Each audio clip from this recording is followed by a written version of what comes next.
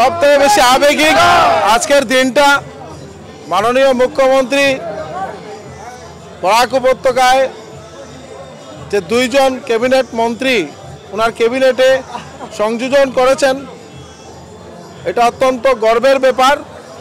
তাই মাননীয় মুখ্যমন্ত্রী ডক্টর হিমন্ত বিশ্ব শর্মা মহাশয়কে বরাক উপত্যকার পক্ষ থেকে ধন্যবাদ এবং কৃতজ্ঞতা জ্ঞাপন করছি। আর আপনারা সবাই দেখতে পেরেছেন যে বরাক উপত্যকায় সমগ্র এলাকায় প্রত্যেক এলাকায় কীভাবে আজকে আবেগিক হয়ে গেছেন, সবাই বেরিয়ে এসেছেন।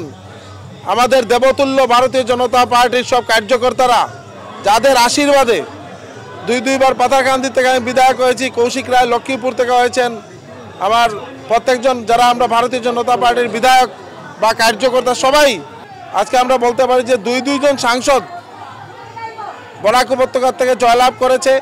মাননীয় মুখ্যমন্ত্রী খুব আনন্দিত আমার মাননীয় মন্ত্রী কৌশিক রায় মহাশয়কে, যাতে বরাক উপত্যকা আরও খুব ফাস্ট ডেভেলপমেন্ট হয়।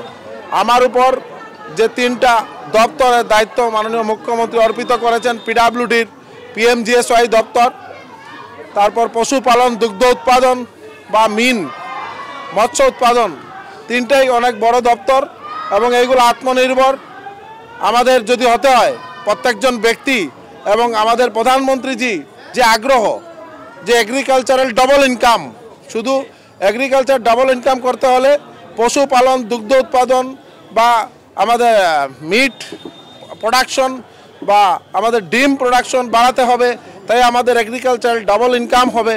তাই মুখ্যমন্ত্রী যে দায়িত্ব দিয়েছেন এটা মানে সবার সাথে যদি এটা অনেক মানে পাবলিকের সাথে একসাথে কাজ করার একটা সুযোগ দিয়েছেন। তাই আমি মনে করি যে মুখ্যমন্ত্রী যে বিশ্বাস যে আস্থা আমার উপর ন্যস্ত করেছেন, আমি যাতে সততা এবং নিষ্ঠার সহিত কাজ করে যাই। মাত্র সময় 1 বছর আছে, আপনারা সবাই বুঝতে পারছেন।